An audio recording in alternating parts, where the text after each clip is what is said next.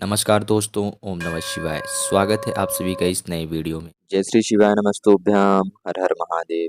हम सभी की अमावस्या तिथि आ गई है और यह जो अमावस्या है यह कुश ग्रहणी अमावस्या है या फिर हम इसे कहें तो पिठौरी अमावस्या है। क्यों? क्योंकि यह अमावस्या भाद्रपद की कृष्ण पक्ष में पड़ रही है और भाद्रपद की कृष्ण पक्ष में पड़ने वाली अमावस्या पितृ अमावस्या भी कहलाती है, क्योंकि अमावस्या तिथि हम सभी की सदैव भगवान को समर्पित होती है। भगवान के साथ साथ यह कौन से देवों को समर्पित होती है? पितृदेवों को समर्पित होती है।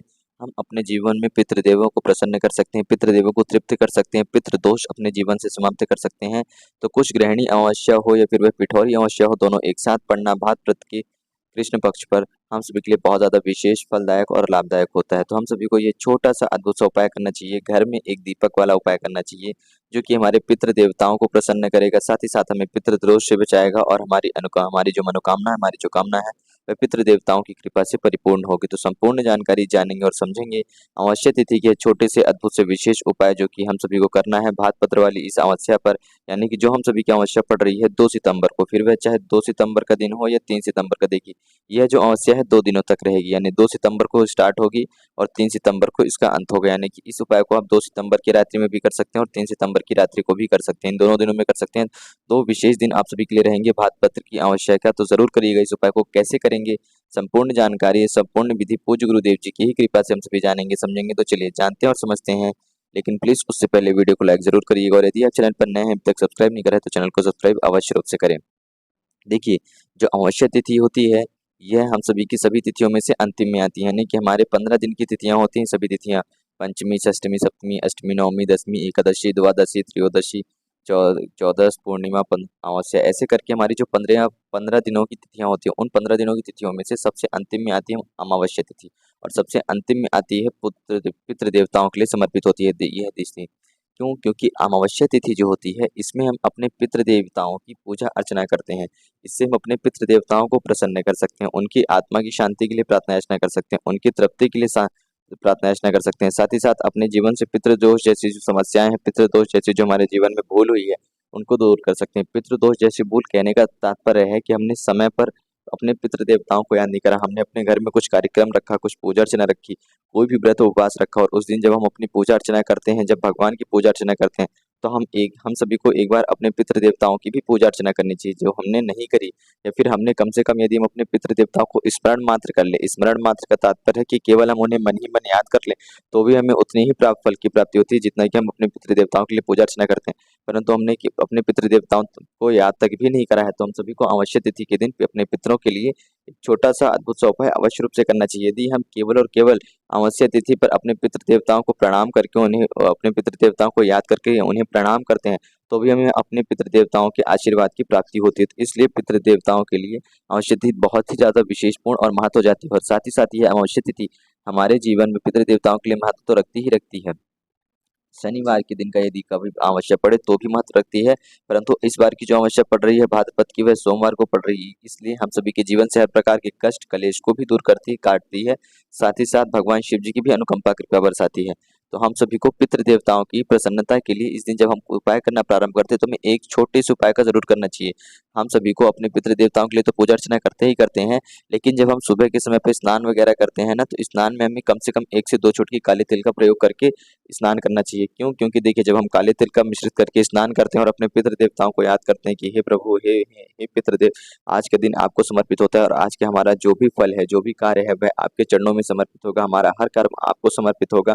आज का संपूर्ण जीवन का दिन, आज के दिन पे हमारी संपूर्ण क्रिया आपके चरणों में समर्पित होगी। ऐसी अनुकंपा कृपा हम पर बनाए रखें, अपनी आशीर्वाद हम पर बनाए रखें। जो भी हमसे भूल चूक हो, हे पितृदेव, हमें उसके लिए क्षमा करें, जो भी हमारे पितृदेव हैं। इस प्रकार से यदि आप कहते हैं तो आपके ऊपर अनुकंपा कृपा बरसती है।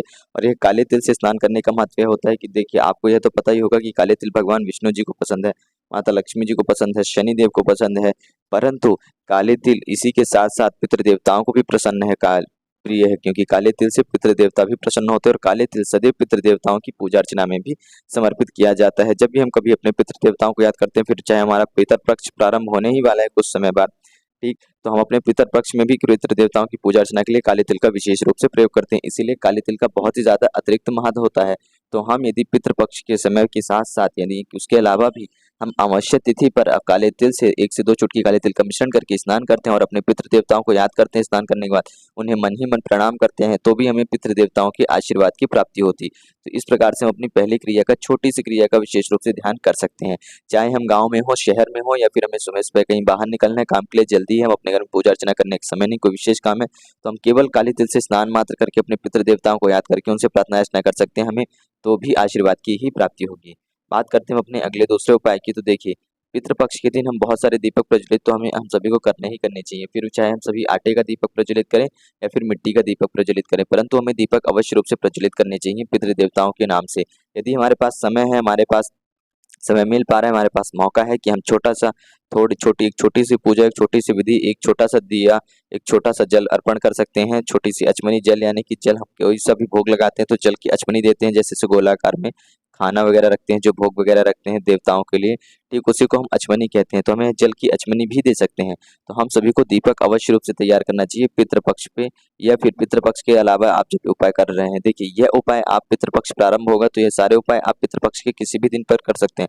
परंतु पितृपक्ष के पहले पड़ने वाली, यानी भाद्रपद में, भादों के मास में कृष्ण पक्ष में अमावस्या जो पड़ रही है, ये हम सभी की भी अमावस्या भगवान को समर्पित होती है। और कौन से भगवान को समर्पित होती है? सभी भगवानों में से शनिदेव को समर्पित होती है, और साथ ही साथ हमारे पितृ देवताओं को भी समर्पित होती है।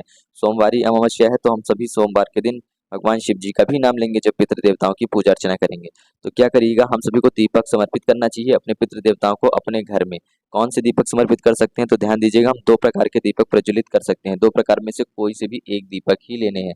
चाहे तो हम मिट्टी का दीपक ले लें या फिर चाहे तो हम आटे का दीपक ले लें। ध्यान दीजिएगा, जब हम आटे का दीपक तैयार करेंगे, आटा मढ़ेंगे, तो उसमें नमक का प्रयोग बिल्कुल नहीं करना है। यानी कि जो हमारे पास नमक रहेगा, इस नमक का मिश्रण करके हमें आटे का प्रयोग बिल्कुल भी नहीं करना है। गलती से भी मत करिएगा। यदि आप भूल चूक में आटा तैयार कर लेते हैं नमक वाला, तो कोई बात नहीं, आप उस आटे को बिल्कुल हटा दें, तुरंत हटाइए, और तुरंत दूसरा आटा लीजिए और फिर एक नए आटा गूंदिए, नया आटा मिलाइए, जिसकी आपको बाती बनानी है, और बिना नमक के आटे की ही बाती बनाइएगा। या फिर हो सके तो आप मिट्टी का दीपक ले लें, साफ-सुथरा स्वच्छ करके, और उसका प्रयोग करें। अब जो हम दीपक लेंगे उसमें भी एक विशेष नियम है। हमें 2 प्रकार के दीपक तैयार करने हैं।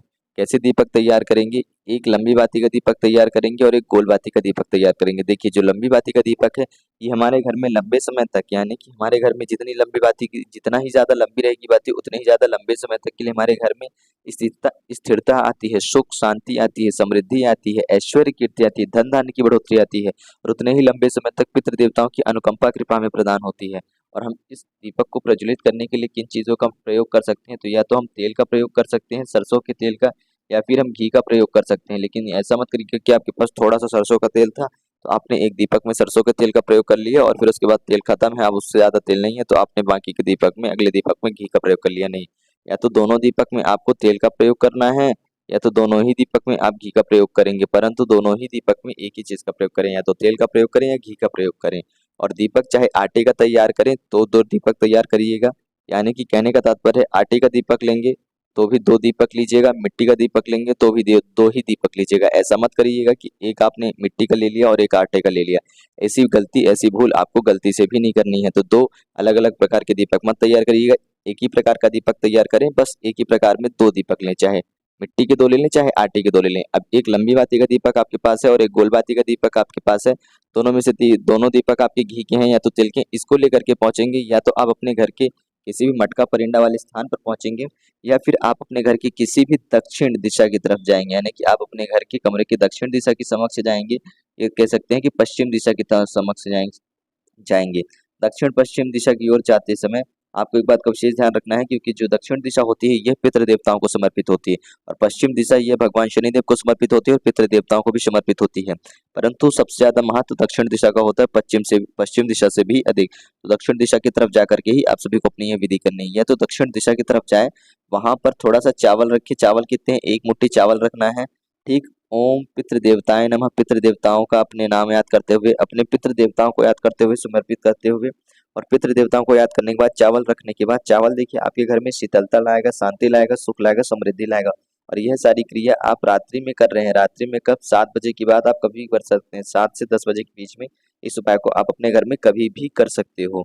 इस बात का विशेष रूप से ध्यान रखिएगा, ताकि आप सभी को उपाय करने में कोई दिक्कत ना हो। और यह उपाय आप 2 सितंबर को भी कर सकते हो और 3 सितंबर को भी कर सकते हो, क्योंकि इस वर्ष भादव मास की कृष्ण पक्ष में जो अमावस्या पड़ रही है वह 2 सितंबर को प्रारंभ हो रही है और 3 सितंबर को समाप्त होगी। तो और 2 और 3 सितंबर दोनों को कर सकते हैं। अब क्या करिएगा, या तो अपने घर में दक्षिण दिशा की तरफ जाइएगा, चावल रखिएगा 1 मुट्ठी अपने पितृ देवताओं को याद करते हुए, और उसके ऊपर जो लंबी बाती का दीपक है, इस लंबी बाती के दीपक को रखिएगा अपने पितृ देवताओं को ही याद करते हुए, और वहां पर एक छोटी सी चौकी रखिएगा, यानी किसी भी एक मिट्टी के बर्तन में थोड़ा सा जल भी रखिएगा साथ में, और पितृ देवताओं को 11 बार उनका नाम लेकर के, ओम पितृ देवताय नमः का नाम लेकर के उनको समर्पित करते हुए आपको वहां से चले आना है। और यह दीपक में थोड़ा सा अधिक तेल, इसमें दीपक में जो तेल की मात्रा है थोड़ा सा अधिक रखना, कि जो दीपक है वह लंबे समय तक प्रज्वलित रहे। और अगले दिन जब आप सुबह उठोगे तो इस दीपक को लेकर जा करके, यानी कि इस दीपक और इस चावल को लेकर के आप किसी भी पीपल वृक्ष के नीचे ले जाकर के समर्पित कर सकते हैं अपने पितृ देवताओं को ही याद करते हुए। या तो आप इस क्रिया को दक्षिण दिशा की तरफ करेंगे, या फिर आप अपने घर में रसोई घर में जाएंगे जहां पर आपका जलाशय हो, जहां पर आप पीने वगैरह के लिए जल रखते हैं, और वहां पर जा करके यदि आप बाल्टी में या फ्रिज में रख रहे हैं जल, आपके पास कोई मटका परिंडा वाला स्थान नहीं है, तो आप किचन में ही जाएं, किसी भी एक मिट्टी के बर्तन में, चाहे वह कोई सी भी चौकी हो या छोटा सा घड़ा हो, उसमें जल निकालिए, उस जल को रखिए दक्षिण दिशा की तरफ, उसी किचन अपने किचन में ही दक्षिण दिशा की तरफ रखिए, और फिर उसी जल के पास चावल रखिए, चावल के ऊपर एक दीपक रखिए, पितृ देवताओं का 11 बार नाम लीजिए, उनको याद करिए, उनको समर्पित करिए, उनसे जो क्षमा याचना, जो भी आपसे गलती हुई हो, आपको जाने या अनजाने में गलती हुई हो, आपको ऐसे प्रार्थना करनी है, हे पितृ देवताय नमः, हमसे जो भी भूल चूक हुई हो, जाने या अनजाने में, मनवश या कर्मवश, हम सभी उसके लिए आपसे प्रार्थना याचना करते हैं, क्षमा मांगते हैं। हम सभी, यानी कि मेरे घर के मौजूद सभी व्यक्ति आपसे क्षमा याचना मांगते हैं, उनकी तरफ से मैं मांगता हूँ।